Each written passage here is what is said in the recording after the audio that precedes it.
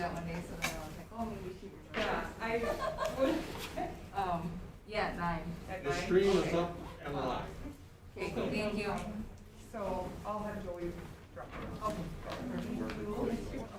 Okay. Okay. All right. Thank you.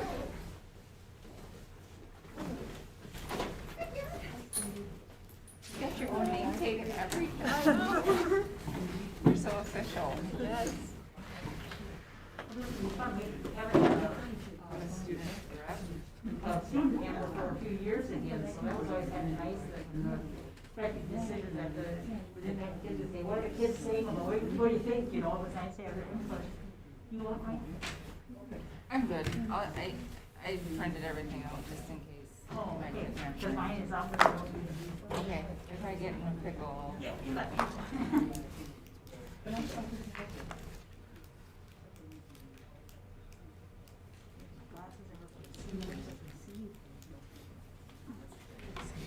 Other than worse and worse, fall stuff, and something worse, and something doesn't, I think if I could, more than it all.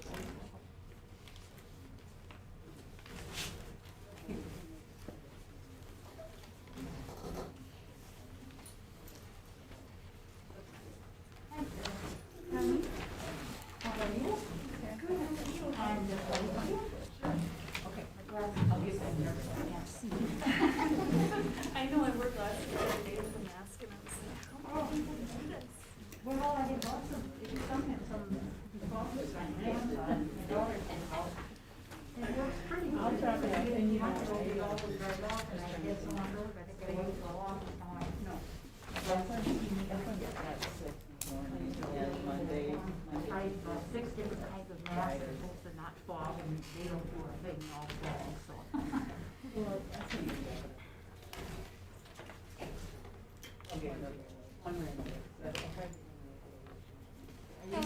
Welcome. Okay. Are you staying for Yep. Now, Probably. you don't have to sit in that position if you don't want to, or I was gonna ask. Oh, you I'm fine. afterwards about potential something fun to do for the teachers.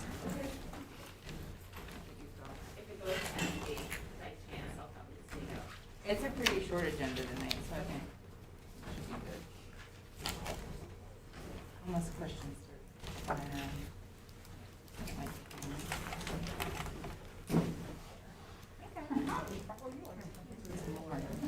Yes.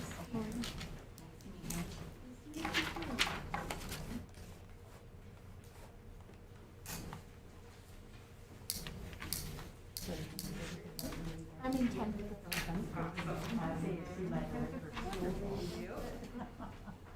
Kids are naughty at the moment. I'm cool.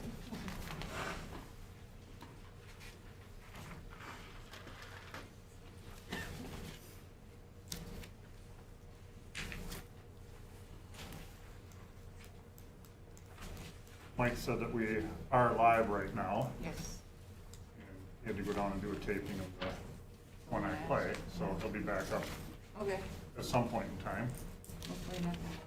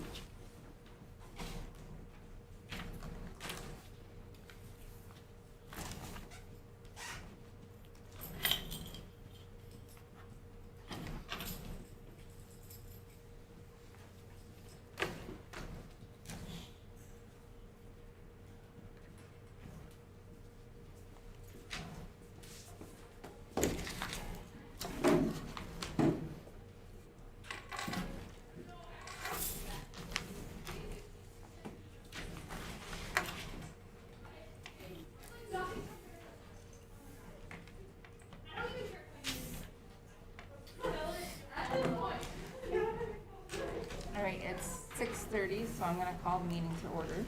Can we get a roll call? Jillian Cousins. Here. Connie Johns. Here. Johanna Marzinski, here. Karen Hauser. Here. Sarah Quast. Here. Nick Rasmussen. Here.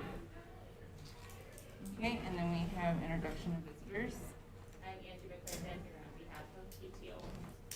Cindy Long, City Council. Thank you. And then do we have an approval of the agenda? I so move. Second. Okay.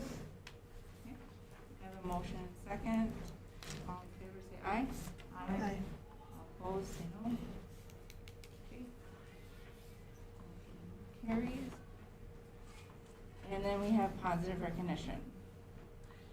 Yeah, we have two really positive recognitions, with Bryce Stencil being recognized by KEYC, Golden Apple Educator Award. I don't know if you got to see it. We did send out a link on it, but I did. it was just well done. Very nice. That's all I can say. And as always, it shines not only a positive light on Bryce, but it also shines a positive light on the St. Clair School District whenever we can get that recognition out there. So again, very well deserving. And Bryce is one of those pinch hitters that's willing to do whatever it takes. If we need him to substitute teach, we need him to do the playground, we need him to clean a hallway, we need him to work with students. He's just that type of person, and that's why he got recognized. So kudos to Bryce. Then Brad O'Donnell, our activities director, very high recognition. Class A Activities Director of the Year, the Paul Kruger Award. And again, he receives these recognitions. He'd say it's because he's been around a long time, but it's also because of like the reason why he's not even here tonight, because he's down working an event. And he works a lot of events, whether it's through the Minnesota State High School League, whether it's executive committees, whether it's region committees, whether he's there to hand out trophies for student athletes and give recognition, and all extracurricular activities. That's why he does receive these recognitions. And he would say, I'd like to thank the St. Clair School Board for allowing me to be involved at that level too. Because it also takes a school board that is willing to say, we do want you out there to be recognized. So hats off to the positive recognition that they've been received for the years and the commitment that they've put in. Great. Yes, awesome. And we have one donation that we received after, right after the board meeting, actually last December. We received $500 from the St. Clair Fire Department, and that went for the Toys for Tots drive. All right, and then we have St. Clair PTO report. Okay, I'd like to start with a little bit of recognition of my own. Big thank you to the American Legion. We were contacted a few weeks ago from the American Legion, and they wanted to give PTO a donation that was intended to directly help our teachers with some of the needs they have in their classrooms related to COVID and the difficulties that our situation sometimes presents to teachers. So PTO put together a Google form that just asks teachers what they need in their classrooms, what would help them get past some of those difficulties. And we collected their answers, and over the past week or so, we've been putting in orders. And we spent about $3,500 so far on items that are going to go directly into our teachers' classrooms. Some of it's sanitizing items, some of it's additional technology that will help relate to those students that are at home, or will help situations where we're using our existing technology a little bit more, and it might wear out a little bit more, or it might need a little bit of an update. So big thank you to the American Legion for helping us do that.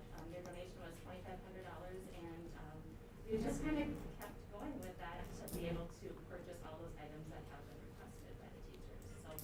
So those items are going into the classroom. I started delivering them today, and over the next week or so, all of those teachers will have items that they requested from us. Thank you to the American Legion. That's all I have. Well, I Okay. think as a board, we should say thank you to the Yeah. PTO for being so involved and doing what you do for our kids and our teachers. It's always very appreciated. Thank you. Okay, Moving on, open forum, this is to talk about anything on the agenda. Okay, unfinished business. Does not look like we have any, so we'll move on to new business. We have a consider agenda items, it's all, everything, listed here on the agenda. Do I have a motion to approve the consent agenda? I'll make a motion to approve the consent agenda as presented. Second. Motion, and a second. By Karen. All in favor say aye. Aye. All opposed say no. All right, motion carries. And then number 7, we have resignations. Yes, administratively, sometimes in the middle of the year to accept resignations is difficult, but Dustin and I have talked about both of these resignations and we're recommending approval for some of the situations that are going on outside of the school day, so we're recommending approval.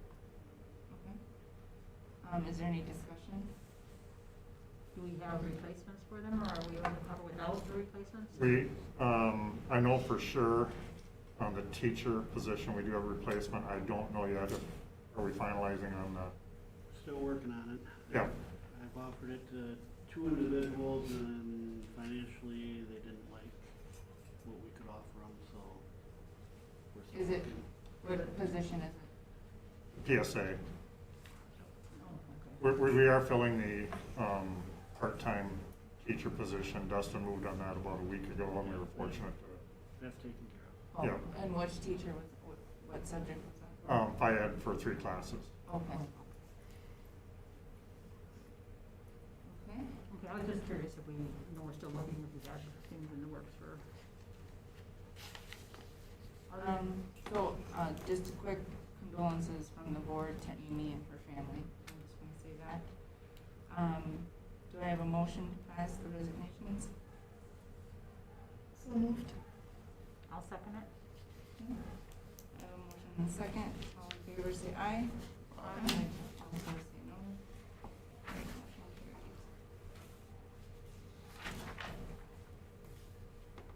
All right, number 8, we have an appointment for, is it for the junior high girls or boys basketball coach? Boys. Boys? Okay. Is it Sean Janowski? No idea. Janowski, how about that? So it looks like we have resumes in our documentations. Do I have a motion to approve the appointment of Sean as the boys junior high basketball coach? So moved. Karen? I'll second it. And Connie. Thank you. All in favor, say aye. Aye. Aye. All opposed, say no. All right, motion carries. All right. Now for this wonderful long resolution. So we have a reduction resolution. Do you want me to read the whole thing? That's up to you. I just want to share with new board members that this is a resolution that is at every January board meeting. Even if you have tons and tons of money in the bank, the board should still approve it. In case Dustin would come to me in late May and say, wow, we didn't have as many students sign up for advanced calc, and now we need 1 less math teacher. So this now, the board has authorized us that if we have to reduce, and maybe sometimes not due to budget, maybe just due to scheduling. Because in the past, I've had boards ask me, well, why are we approving this if we're not looking to make reductions? And that's the reason why MSBA would say, approve this resolution. And it'd be up to you whether you want to read the whole resolution or not. So it would be you still recommending the reductions, we'd still have to vote on whatever you Yes. decide. Yes. This is just the resolution itself saying we give you the authority. Right, because So, otherwise a teacher in May or June would then come and say, you as a board member said to make reductions, why is Tim making reductions? Or why is Dustin making reductions, or AD making reductions? well, we didn't get as many kindergartners at Roundup, or, so it's just you authorizing us administratively to at least look, see what's there, and come back and make a recommendation. And to your point, Jillian, Yes, yeah, you as a board then still have to yeah, approve those recommendations down the road. correct, okay, perfect. Well, that said, then I'll introduce the resolution directing the administration to make recommendations for reducing programs and positions and reasons therefore. Okay, I have Connie who introduced the resolution. And do I have a second member? I'll second. And Sarah will second. All right, so the resolution is duly adopted. All in favor, say aye. I think we have to. Oh, yeah, we need a roll call for the resolution. Jillian Cousins, Yes. Connie Johns. Yes. Johanna Marzinski, yes. Karen Hauser, Yes. Sarah Quast, Yes. Nick Rasmussen. Yes. Okay, so we have, all in favor has voted, so now we can say the resolution has been duly passed and adopted. All right, so we'll move on to the MSBA Leadership Conference. Anyone else attend? I think Phase. meeting, whatever it was. Okay. You wanna share? Just want some feedback on. Yeah, just whatever Okay. you, It's, for those who don't know, it's a 3-week conference, runs from like 8 to like 1 o'clock in the afternoon, past 2 Thursdays, and then this upcoming Thursday will be the last one. I've been to 6 different sessions, 1 strategic planning, 2 on student speech, and another one was a construction trades app, hidden expenses, and voter files, and then last Thursday was also the District 2 Directors little roundtable. Jillian can probably chime in a little more on that one since she was an active participant in that. My biggest takeaway on this was probably the strategic planning one, especially with potential cuts coming up with, I'm sure the superintendent will discuss here. And also the way the strategic planning is, and ensure we are using our strategic plan to move forward with potential cuts and update to any relevancy, including with COVID-19 and things like that. Also came out of that is ensure that we continue to update our goals. Again, current situation with COVID-19, especially on the short term, because we all don't know what's going to come out of COVID-19, the new budget with legislation and things like that. Hidden expenses was another good one about if you have any future projects as far as building renovations and things like that, is essentially what not to do. There was a presenter there was a superintendent from Zumbrota High School who presented, and there was a bunch of lessons learned from that. So I got copies of that as well. Another one I thought was interesting was this mobile trades app that's being, I don't know if anybody's ever heard of that yet, but it's with the gear or the goal to push a lot of these kids towards the STEM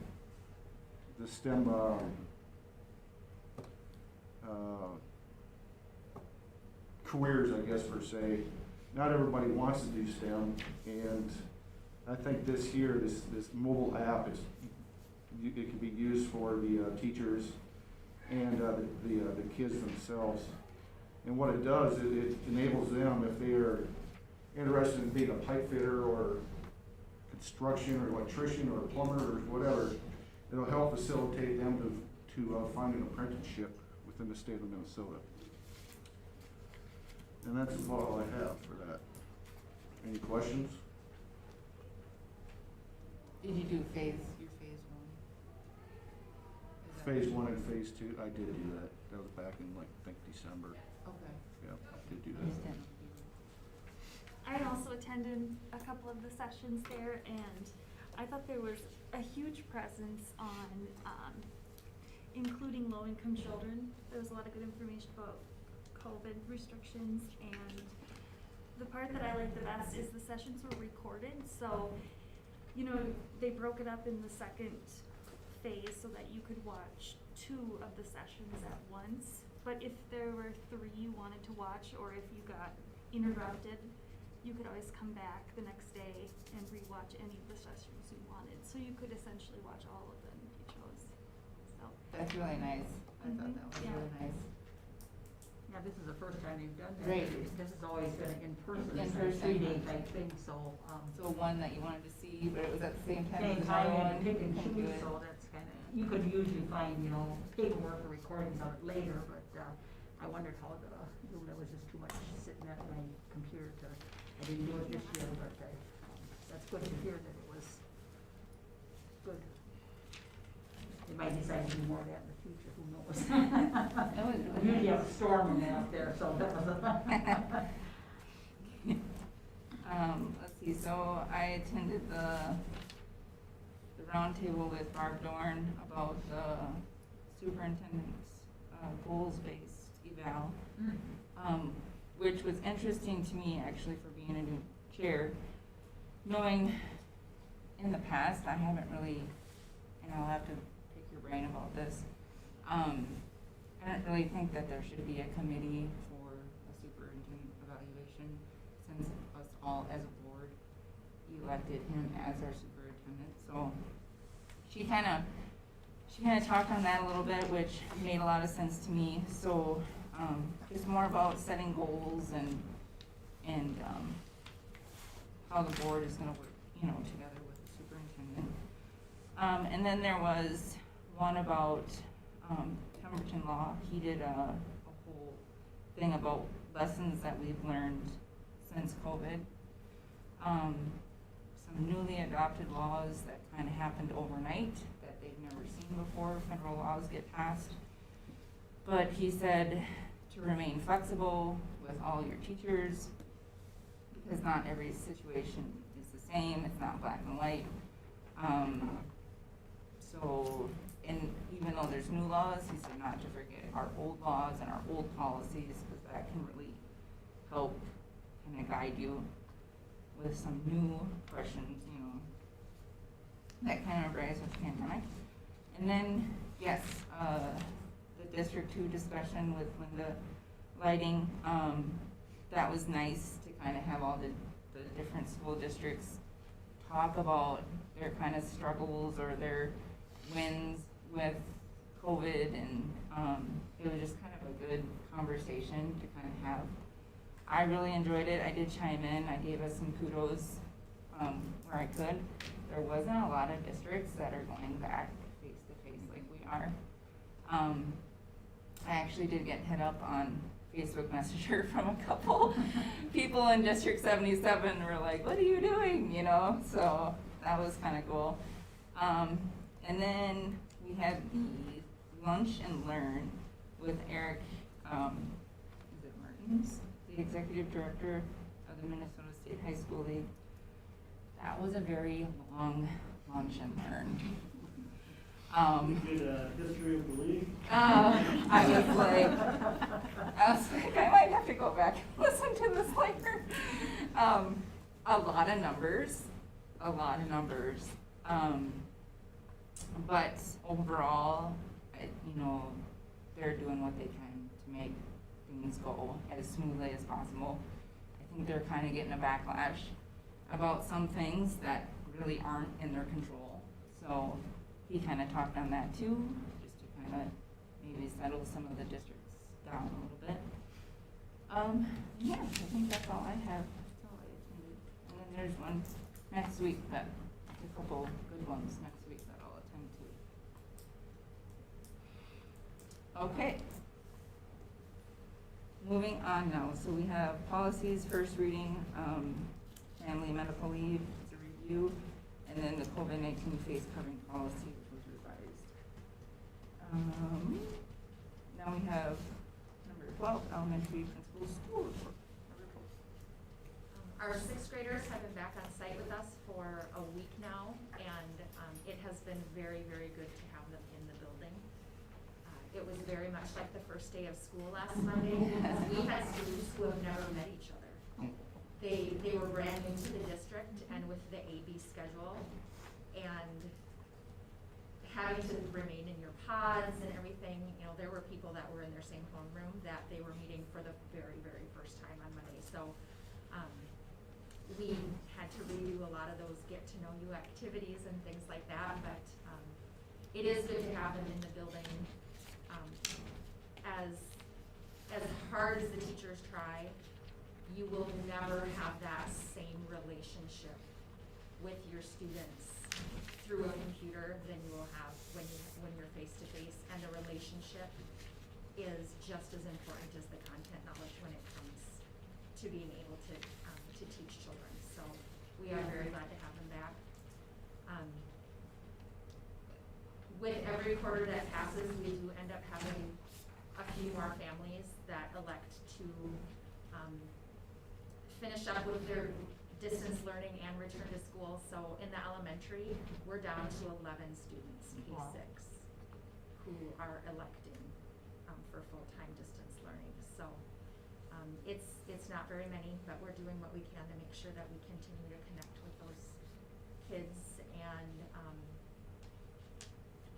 show grace and try to adapt while still making sure that they're getting the content that their peers are, because since we've had the opportunity to be in person, the rest of their classmates are getting the full school experience and all of the content that goes with it. And so, you know, right now, I think we only have 2 or 3 kids at a grade level that might be distance learning, and we need to make sure that we don't adjust their curriculum so much that they're missing big pieces when they come back to join their class. So it is a very fine balancing act.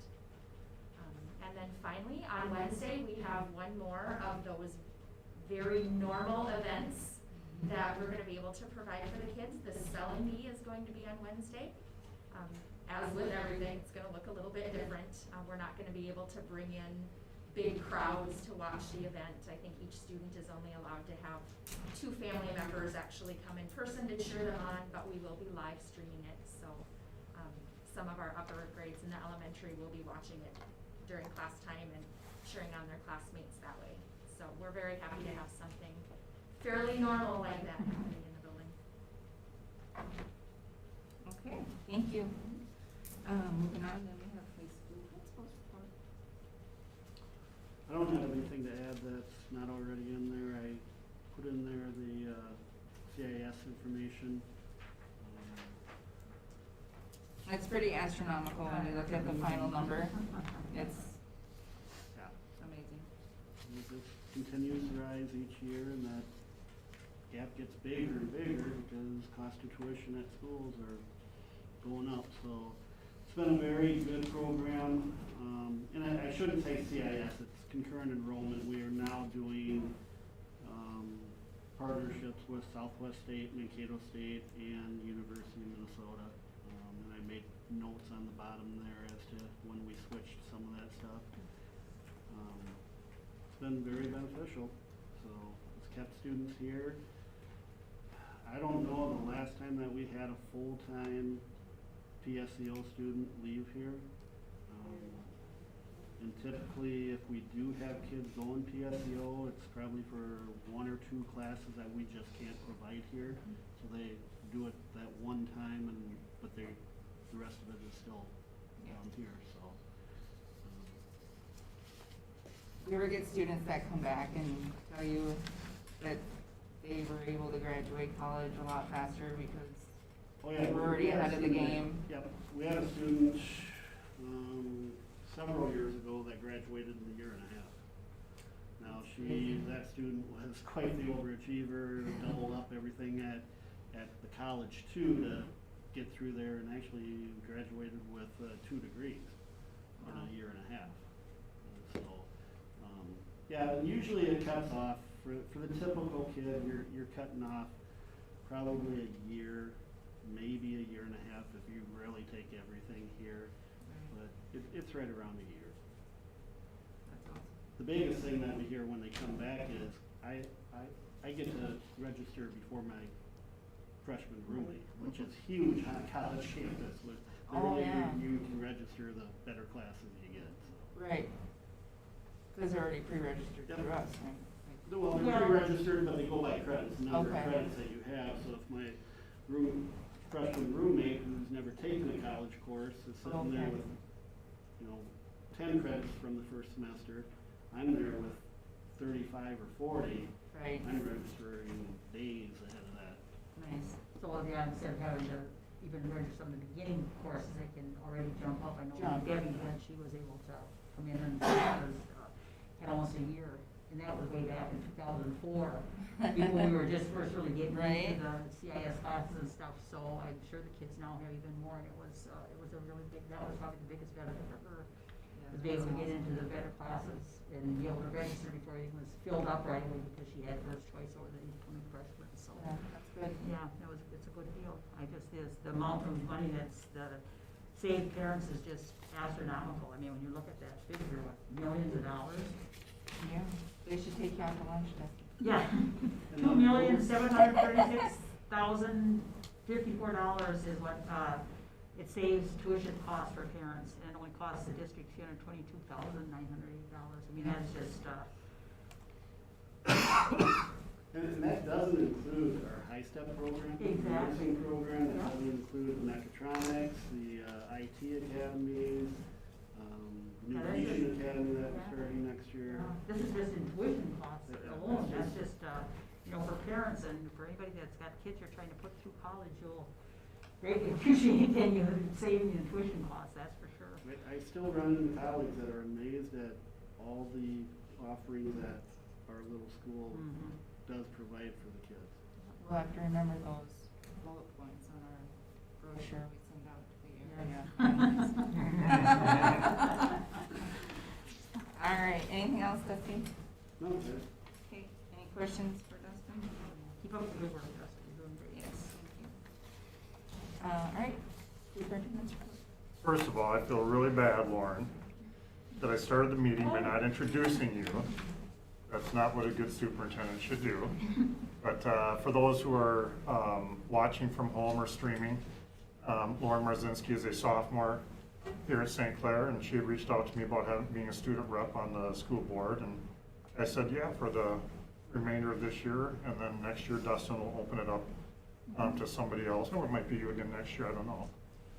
I don't know how many students want to come to a school board meeting, but thank you for being here, Lauren, and if you would just share just some of the things that you're interested in, whether it be at school or just in life or hobbies, or what some of your interests are. I play volleyball, so that's one of my top interests. I also like fishing and hunting, and I'm on student council this year. Okay?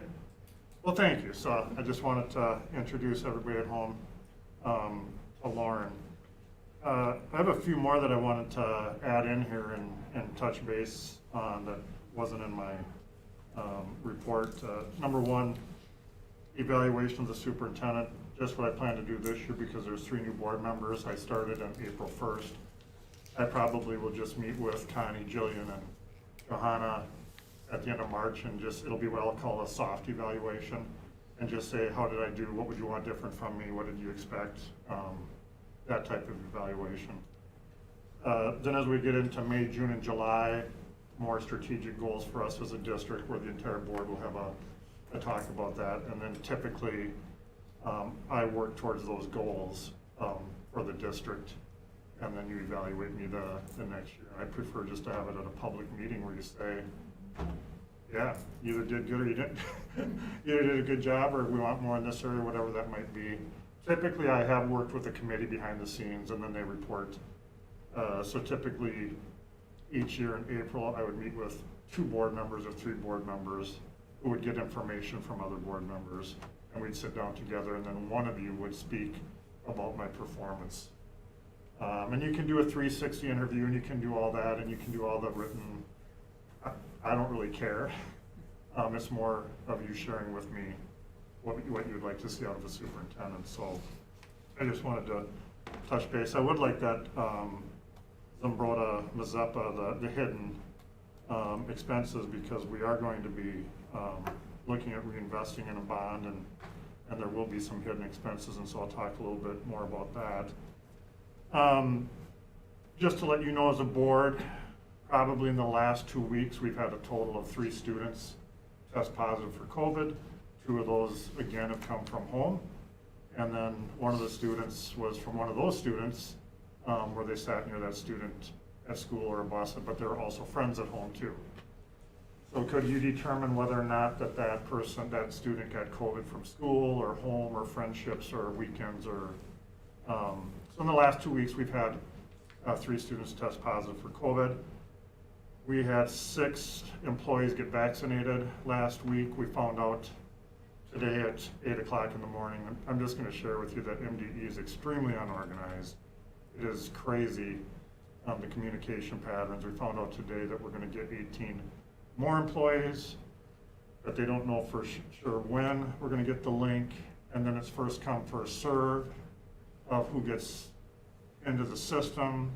So even though they're telling us we have 18 and JWP has 21 and New Richland and Heartland has 25, we might get 9 in and they might get all their 25 in.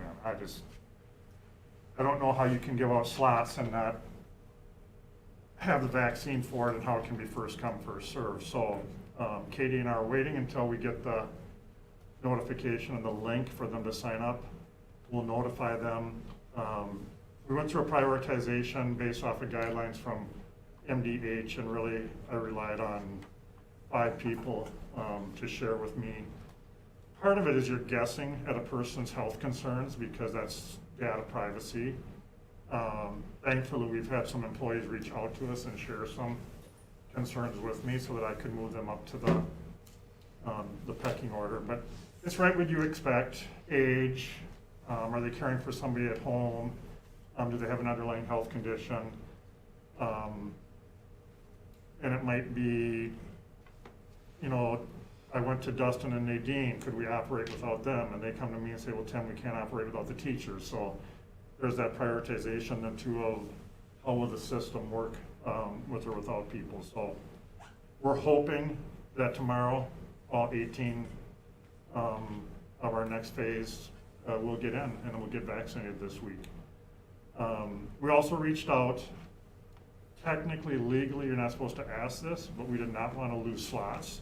And so I told that to employees, that if they weren't going to accept, I respect that, but we need to know because I don't want to sign you up and then you 3 don't accept and we lose them 3 spots. And that happened in a lot of districts.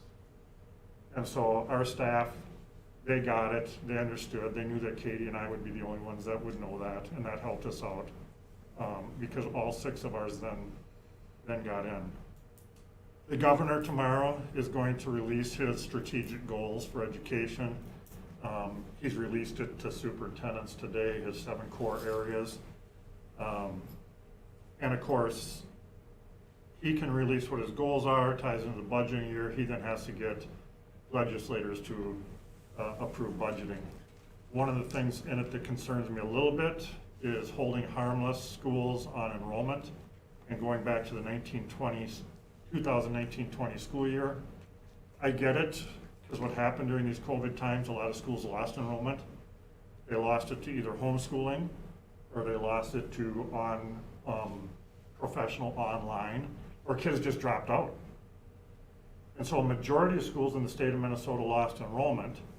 The governor recognizes that, but we didn't. Our enrollment is up from 2019-20. Our enrollment increased like we thought it would.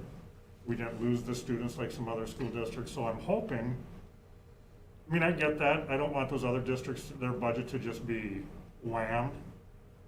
But if we have 20 more students, there's a cost to that. And I want to get the money for those 20 more students. So we'll see where that all plays out. So that'll be a wait and see. And again, Minnesota, I think, is the only state in the United States that has a divided legislature, and it's tough to get things accomplished when you don't have the power. So we'll see where all that goes. So I just wanted to touch base. I know it's up on the screen here for those at home. I did put it in paper in front of you. I just wanted to show you behind the scenes some of the things that I look at and how I try to analyze it. But we've talked before about St. Clair being an open enrollment school district. When do students come in? Is there a pattern, et cetera? So I just took a 4-year period, so not that this is a huge scientific database, but I wanted to see if, do students typically come into 5th grade? Do they come into 6th grade after they've left an elementary, whether that be Eagle Lake or Mankato? Do they come into 9th grade when they're starting a new high school? And quite honestly, if you look at it, you'll probably see what I saw. I couldn't prove anything by it. So it was totally useless to me. This year's graduating class is really unique. They started kindergarten with 50. They've been balanced the entire way through. Now, there might be 20 different kids here. There are. Yeah. You know, these 50 that were here aren't all here like when I graduated from Henderson, Minnesota. Whoever you started kindergarten class with, that's who you graduated with. But that was unique. I was not expecting to see that. Right here, I saw 47 in kindergarten, 5th grade, and I'm thinking, okay, 6th grade, that's a normal transition year if other elementaries are K through 5 in the Mankato area. In 6th grade, that's what you'd see. And or your freshman year is typically the 2 times when you might get students coming in. Unique that as of right now, that class has 49 students in it. So between their freshman year and their junior year, we have lost 7 students. And then crazy, 30 to 60 by 5th grade, to 58 to 55 to balancing. So again, it didn't really show me that there was all of a sudden I was coming in 6th grade, where here there was coming in 6th grade. I would say that you've got 3 years here of 9th grade being about what you had in 6th grade. So that's a pattern. So as I'm trying to project for you, or as we're trying to project for what we're gonna need for teachers or staffing or classes, these 3 years, if I just look at them, it looks like there's pretty much balance from 6th grade to 9th grade so far. And then of course you get to year 4, and that blows my theory there.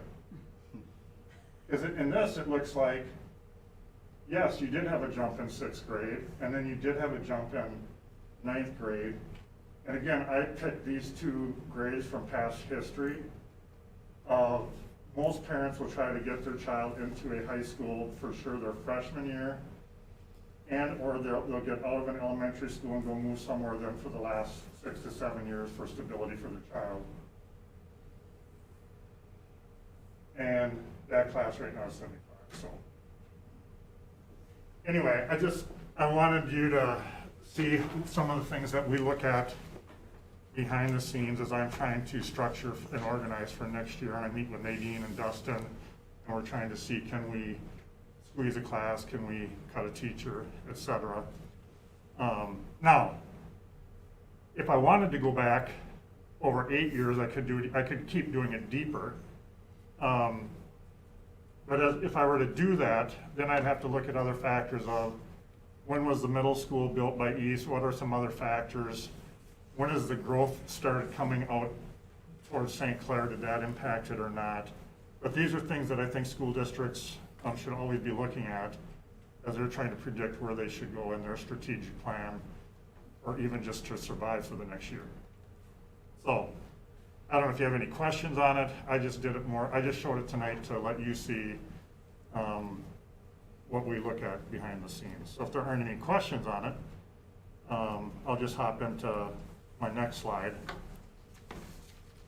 This ties back to Eric Martin's and that long, boring lunch and learn that you sat in. I can condense his numbers in 2 minutes or less. Dustin works a lot with Eric through the Minnesota State High School League. Dustin sits on the executive committee. Dustin's been in many meetings over this COVID, and as you said, Julian, and I do give Eric credit for this, they're in a tough bind too. You got all these activities that you're supposed to sponsor, you got no revenue coming in, but yet you can't cut your staffing, or can you, at some point?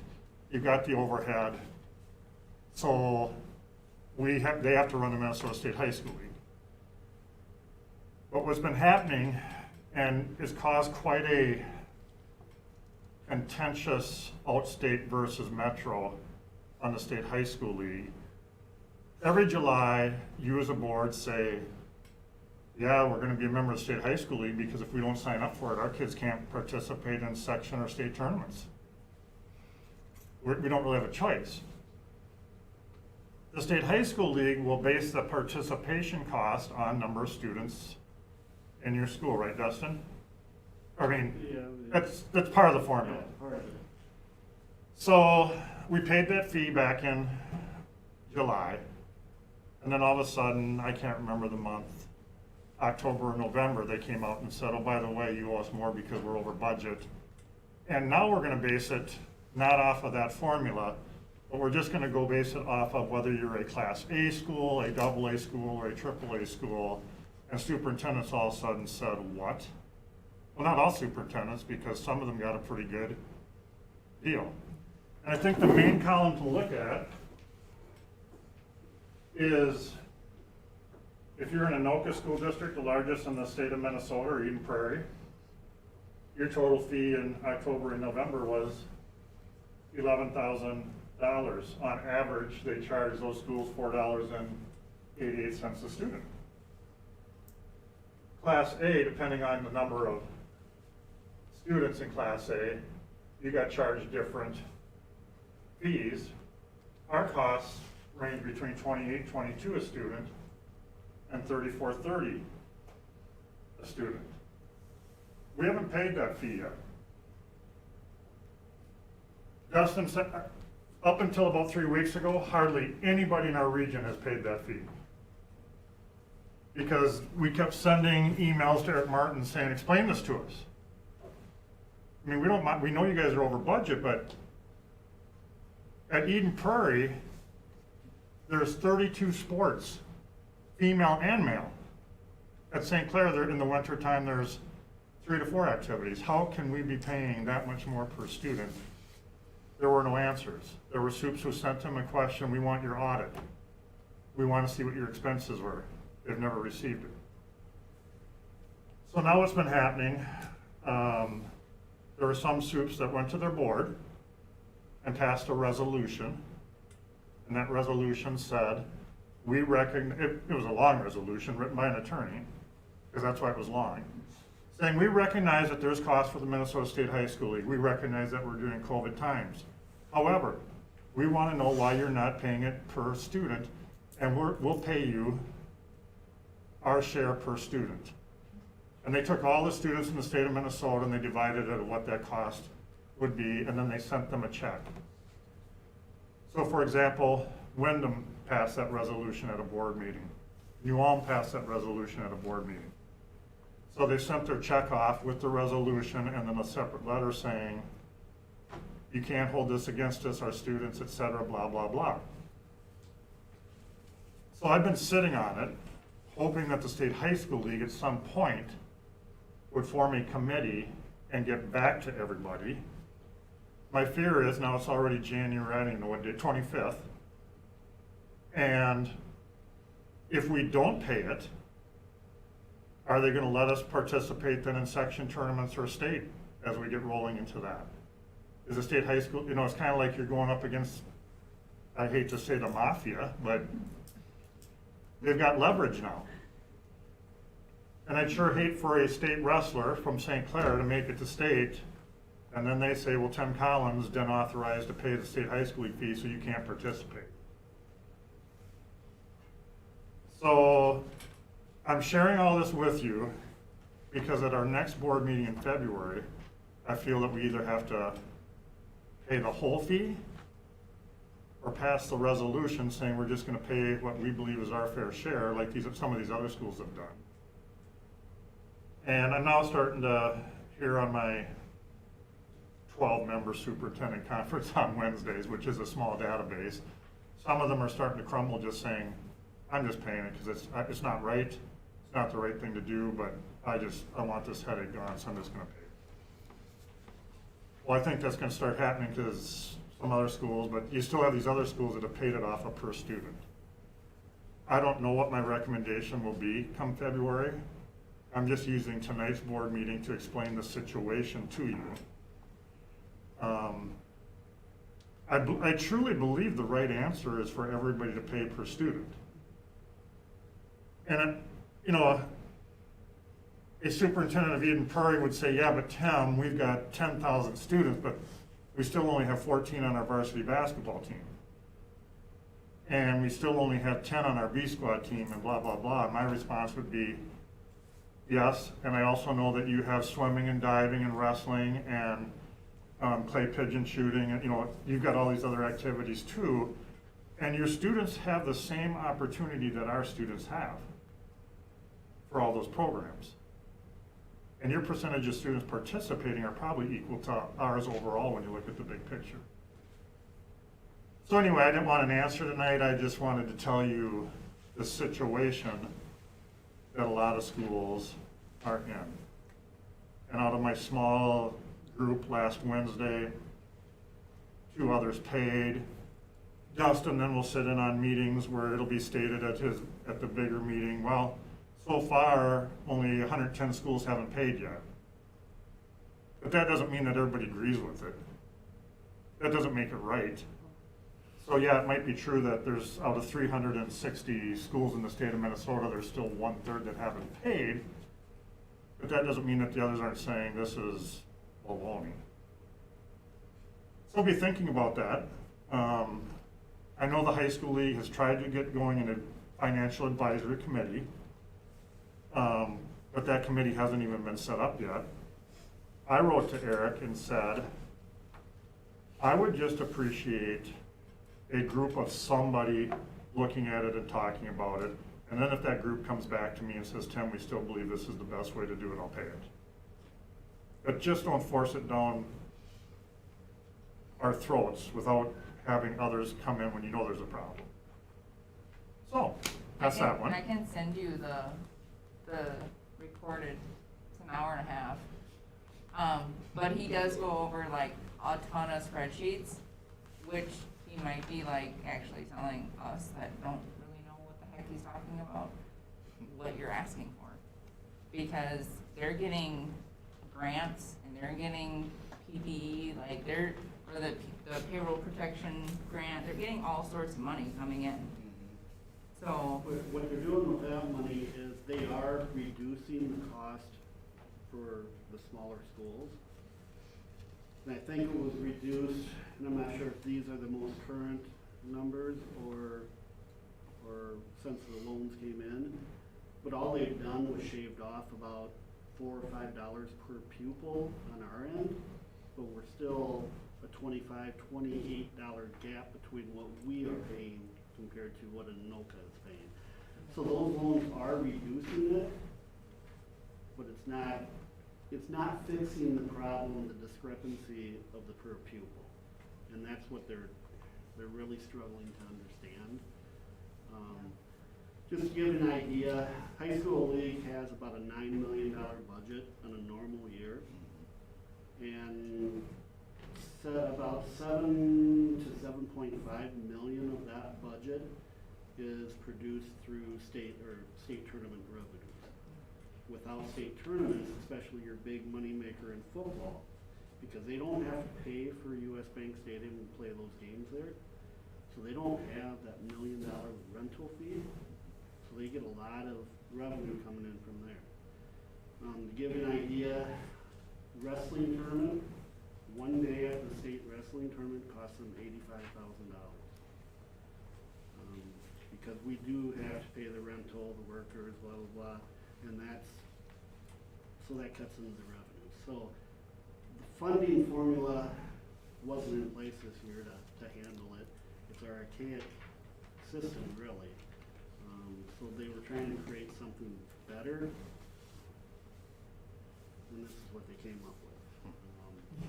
Not better, in my opinion, and I've been very vocal at the league. I've been very vocal with Eric about it. And we know that some schools are just simply paying the fee. We have a school just down the road that we paid it because we don't want our girls' basketball program not to be able to compete at state. They think they're going to play in the state tournament. They don't want to jeopardize that, so they just pay it. So. Are they giving us like a date where fees have to be paid or else we? No, that's been another, And when do we normally pay the fees? Haven't we already paid fees? yeah, we do in January. So how legally can you come back and say, oops, never mind. Now in order to get what you want, what you paid for already, it's gonna cost you this much more. That's not how business is run. And that's been some of the frustration that Dustin has brought to them, saying, all schools paid this, and we get COVID, but then sit down and talk to us rather than just saying, oh, by the way, here's another. So anyway, I don't have a great answer for it. I just wanted to let you know the problem, and an unwritten deadline is coming. And I just know from behind the scenes that there's been other soups that have written him a letter in the high school league saying, here's our resolution, we approved it, tell us whether or not we're going to be able to play in the state tournament or not. And as of today, they still have not received an answer. I think we had a work session last week, I think. Yeah. We had to go over there. Yep. And the discussion there was based around this. No decision was made.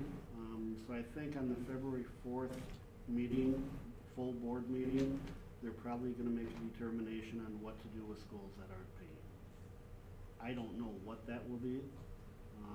It's been as far as, well, then they're kicked out of the league and they don't get to compete in league-sponsored events, which means most of your regular season games, if your opponent is a member and you're not, and that opponent plays you, they're gonna have to, they're gonna face retribution or a penalty because they're playing a non-league sponsored team. So, they don't want to forgive it, because if we just say this year, no, you can go ahead and play, but not pay, you can imagine the ramifications down the road. Well, they didn't pay last year, so I'm not gonna pay this year. Or I don't have a team that's gonna make the state tournament, so we're not gonna play this year. You know, so we'll see how that shakes out, February 4th, I think. But this will come up at our February board meeting. The athletic backers, this is just another discussion, but I would, and this discussion is about for next year. It's not for this current year. The athletic backers, I and Brad met with them, I don't know, about 2.5 weeks ago. We just discussed some roundtable think tank, brainstorming. And then I brought it back and bounced it off of Kelly and bounced it off of Dustin, Julie Jans. And so these are just some of their thoughts, and I'll share it with you. And I didn't say yes or no to them. It was kind of, Brad and I were saying, well, what about this and what about that? And then it was kind of just like having a very informal, good discussion. And as you know, as a board, the athletic backers are extremely supportive of our school district, and they've given a lot of money, and they've given a lot of volunteer hours to our school district as well. But some of their thoughts were with passes. So right now, over the last, I don't know how many years, the school district sells some passes, they sell some passes. They would like to take over the selling of passes for the season. Couple reasons why. It would help guide then people to their website. It would start letting other people know what the backers are. They talked about electronically potentially having a pass on your phone, but they also recognize that there are some individuals, Tim Collins included, that isn't up to that level of technology yet, and they want the old-fashioned hard pass, but they would look at that too. And these are just all things that they were looking into.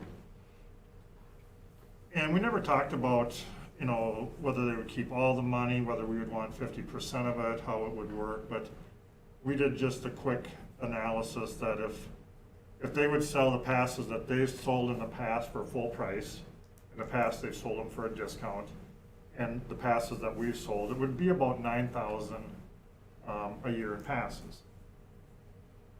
And you can look at it, well, then they'll give $9,000 back to us for something.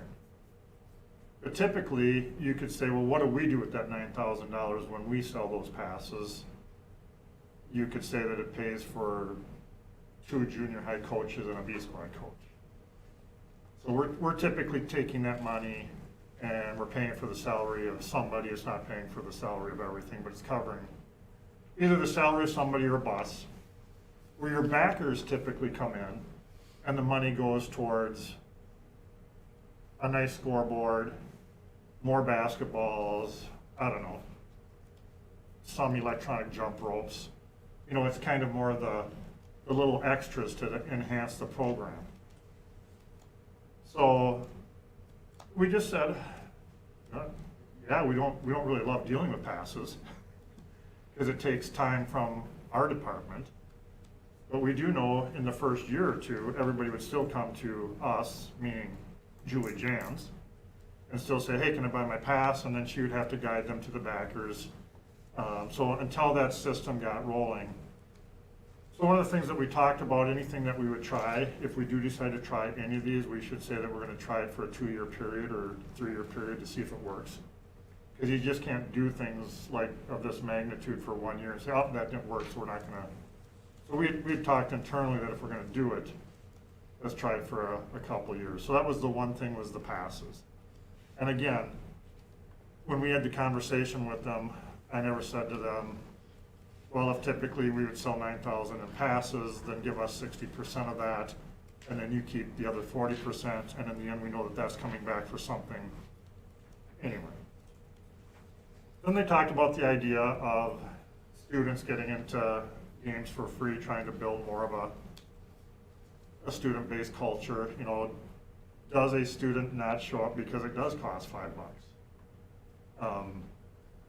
Do they not show up because they don't know somebody playing on the team? Do they not show up just because they're working a job? You know, they don't know the answer to that. But if you could get more of your high school student body there and create more of a culture, more fun. And so, of course, we did the analysis of, and it was really tough because we didn't have all the data on how many of the student tickets that we sell in a year, how many of them are our students, how many of them are K through 8 students, how many of them are 9 through 12 students. So we did just some guesstimating. And I think it's somewhere around $3,500 that we would guesstimate that we'd lose in revenue from the students on the tickets.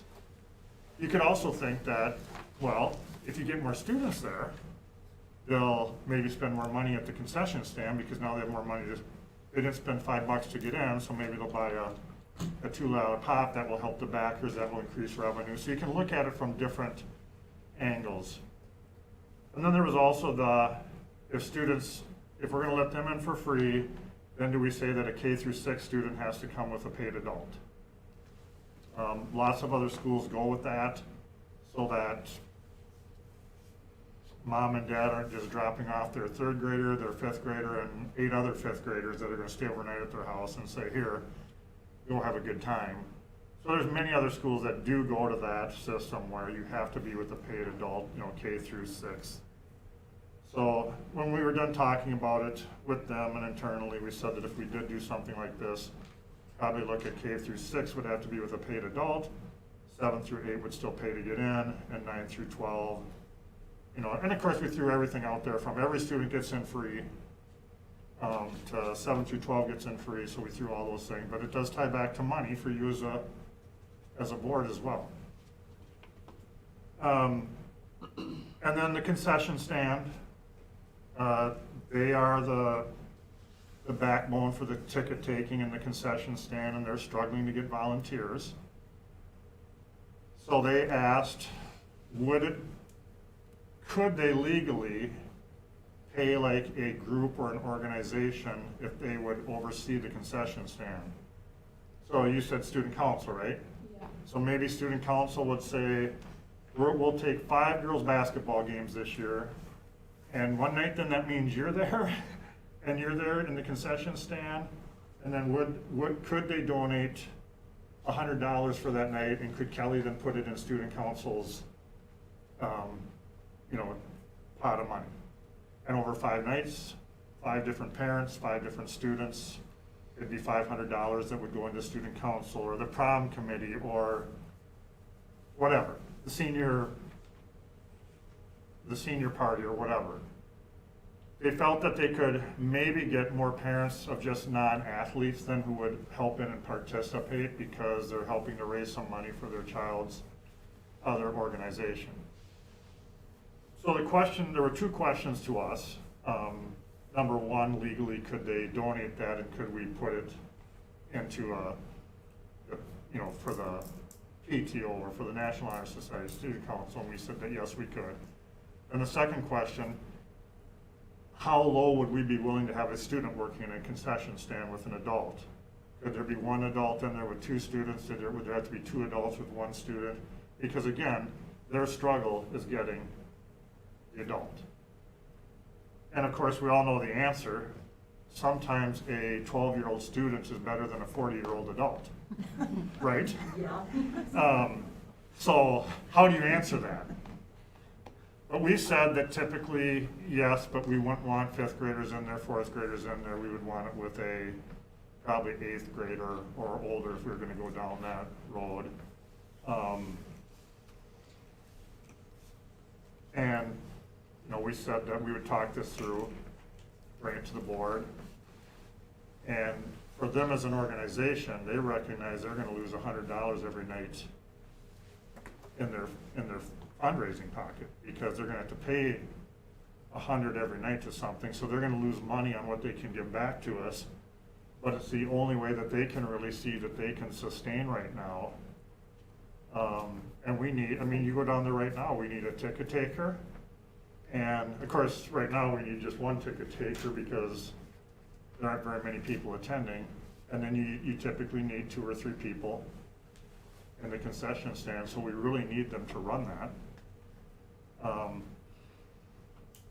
So those were the 3 things that they brought to us. And, it does tie to money. So I thought I would just take tonight to kind of explain it to you and let it sink in. And then I will meet one more time with Brad and Kelly. I will bring back a recommendation to you. But again, you'll know that sometimes there's recommendations that I feel very strongly about, but there's others that I'm like, I really don't know, this is up to you as well. And this is gonna be one of those as you could piecemeal this so many different ways. So, any questions that you have right now? What is the current revenue received based off of ticket sales used to offset coaches' pay and referees and such?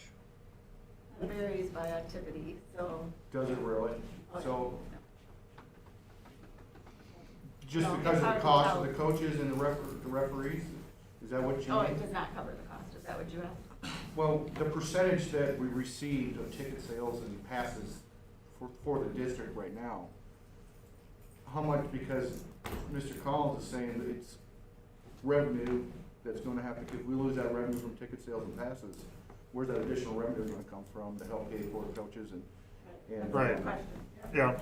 So do we know approximately a percentage of ticket sales and revenue received from that side that helps facilitate the paying of coaches and We'll have to referees look, at this and time? again, it's different by activity, it's different. Because some of the sports we don't charge. Right. Spring sports, you don't have admission or that kind of thing, and some sports have more coaches and obviously more participants, but yet, is that gonna? So the revenue loss is gonna be very minimal to what we already pay out of pocket? Yes. Yeah. Yeah, because even though I think on average in the state of Minnesota, extracurricular activities are about 1.8% of your total cost. As far as, now they don't take in what's the cost to build a gym or build a football field, but it's the cost of operations, which is basically coaches and buses. So overall, it's a relatively, small cost.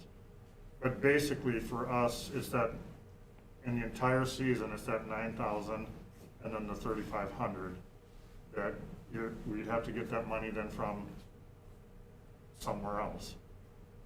But you wouldn't, I don't think you know, if it's worded correctly, I don't think you necessarily have to. I mean, you could negotiate with them where they could be donating that back, and it can still go towards those costs. We just couldn't pay it, you know, we've worked it before in the past for certain younger coaches or I shouldn't say younger, but, you know, certain things, so you still could be able to work that through. Yeah, and again, we never got into that much detail that night we were talking because I had to get a feel for whether or not we even wanted to go down that road.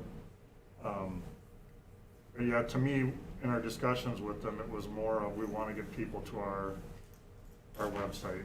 We want people coming to us to understand what we do. And of course, once they come to us, then we have a database.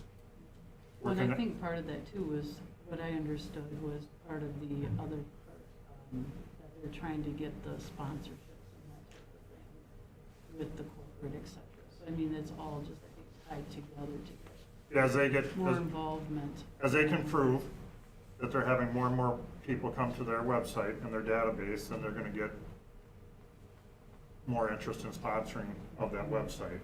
So I don't think it was really their initial, and I can't speak for them, but I don't think their initial plan was, well, we'll take that $9,000 and that's good for us. It was more, we want to keep you erecting. So to your point, we could probably sit down and say, yeah, we'll let you sell them, but then give us a certain percentage back. And then we do know that the other money would probably be coming back to us. It just wouldn't be coming for, I say coaches, it could be busing, it could be referees, it could be all of that it takes to. Any other questions for tonight? So have we ever thought about charging fees for spring sports? I know other schools do. I don't know why we don't. And especially with COVID times, you're gonna be outside. The only place I've ever paid admission fee is Fox Lake Sports Complex. It's the only time, and they call us ahead of time because they're the only school. I mean, they call us to make sure our baseball and softball parents have money in their pocket, you know, so. I don't know that, and maybe it has changed and I missed it, but I don't think that's the only time that actually charges besides for sessions, so. That's the only one that I can think of, all the years I drove, you know, to the different locations for spring Yeah. sports. I mean, like your playoff games, like your track and stuff, you have to pay admission, but like this for your regular season meets, there was. And part of it, my daughters played softball, so 16 parents would show up for softball or 20, and you'd be lucky if you got 16 to 20 parents. And then to pay a ticket taker or find somebody, it's almost cost prohibitive in the springtime. It's not like a basketball game where you might have 200 people show up, so. But Many fields don't have controlled entrances. I was gonna say, it'd be hard, People down to pay. regular, especially with like a city park or something. Right. You just walk right up. So we'll be thinking about that because that will come back at our next board meeting. And the last one for tonight, I met with ISG. ISG is the firm that did a walkthrough and to look at HVAC, boilers, parking lot, electrical, all those things. And I'm just going to give you the 30-second condensed version. Roughly on those core things, and that's not even looking at adding on or doing anything fancy or extra, just at those core things, if we would choose to do all of them, it was around $11.5 million. And we had found out that our reinvestment in a bond at about $11 million would not raise taxes on the community. So it was a good meeting with them. They did right what I had wanted from them. And of course, there's some things on that list that should be done 6 years from now or 8 years from now, and the life expectancy is 25 years and it's at 18 years. So eventually, as you would get into those things, there's lots of choices. It's just like reinvesting in your home. There's lots of choices. You ride out your water heater for another 3 years and replace the air conditioning. Those are some things, but it was a good meeting, and overall the costs unfortunately are coming in right where I thought they would be. And when you think about it, the bond 18 to 19 years ago was $10.6 million to build everything. This is a projection at around 11.5 million to reinvest in it, and that just shows the cost of inflation over time. So where does it go from here? Again, I just met with them for an hour, asked some quick questions on some of the things. I'll take some time to digest it, analyze it a little bit more, ask them a few follow-up questions. But then it's gonna come back to you quickly. Because part of it is, as a board, we have to pull together and say, do we want to move forward with reinvesting in our facility? And you know, I've already stated that I will strongly recommend that we do. And then the other question is, what firm do you go with? And so, my recommendation is probably going to be this timeline, that at our next meeting in February, we go through some of this in detail. And then I hear from you at that meeting that, yeah, we are serious about reinvesting in the bond. Then I would line up a meeting with 3 firms to come in and interview with us. 3 or 4 firms, and they'd interview with us, and then we as a board would pick which firm we want to go with, and then they would start digging in deeper. Because right now, this is just an overview. So, that's my superintendent report. Can I just ask one thing, Eileen? Is there a scope of work that has been developed on kind of like a wish list of moving forward with this bond? Of what you foresee is needed, the type of work that needs to be completed, scope of work? That's what they. Has it been written up? Yes, they just shared that rough draft Okay. of what I would call phase 1. So RSG's recommendations? Yep. And once I get it, they sent us, was it Excel today that they sent it? So then we can reorganize it. But they put a 1, which meant that it should be done within the next 3 years. Then they put a 2, that it should be done within the next 3 to 6 years. Then they put a 3, that meant the next 8 to 10 years. So they put values on it. You can see notes where they say this chiller has a life expectancy of 25 years, it's at 20 years. Which we also know that a chiller can have a life expectancy of 25 years, but that means it can maybe make it to 30. So those are some choices that you have too. So yeah, they put that type of scope on it. But then once a firm gets hired, then they'll go around and they'll talk to Nadine and say, over the years, Nadine, what are some things that you would have liked to have seen in your elementary? And what things did you maybe like to see? Dustin, what would you like to see? They didn't even look at the transportation drop-off or any of those things. They just mainly looked at the core guts of everything. Roof replacement cycle. Did they include too then the payback after however many years it was? Did they what? Weren't they saying that some of them were like gonna have like a return on it, like after 7 or 8 years? That was more Apex That was on the Apex. lighting. Okay. Yeah, no, this firm didn't. This is just the over Yeah. of the structure and everything. A lot of it's, I mean, none of it's fancy. The public will say, okay, we just spent $10 million and we got what? You got pneumatic controls, you got a boiler, you got a chiller, you got HVAC units up on the roof that are all replaced. Steel doors that are rusting, so their recommendation is to move them to aluminum doors. So yeah, but there's still room with it. When I say $11.5 million, there's still some room in there that there's things on that list that I wouldn't recommend that we do. But that's where you then get into a committee. You try to pull it all together. Okay, is there any other questions? All right, then we'll move on to the board reports. I was at the city council meeting, but they didn't really have much of anything that impacted the school.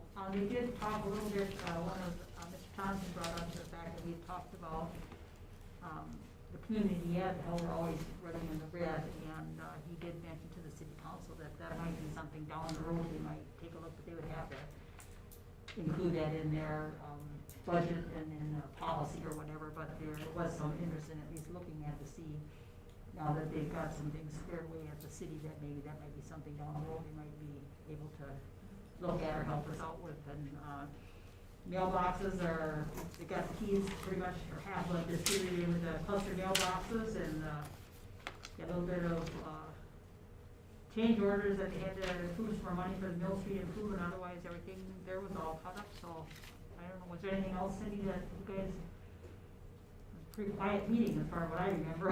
Yeah, yeah, we had our employee review meeting this last week now, so, but there will be some big changes coming up after our review meeting this last week. Okay. You'll see a announcement coming out that we're gonna be hiring a new city clerk.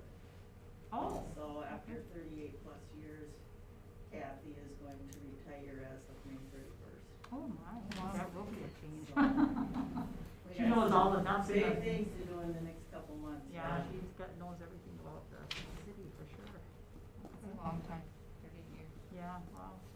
Kudos. Big shoes to fill. So if you know anybody that's interested, For a job, huh? she's, I think they're gonna get it put out this week, so we Okay. can start working on the whole process of it, so. Okay. All right, that was it, that's all I had, there was a pretty quiet one. There was no employee reviews, backwards. Okay.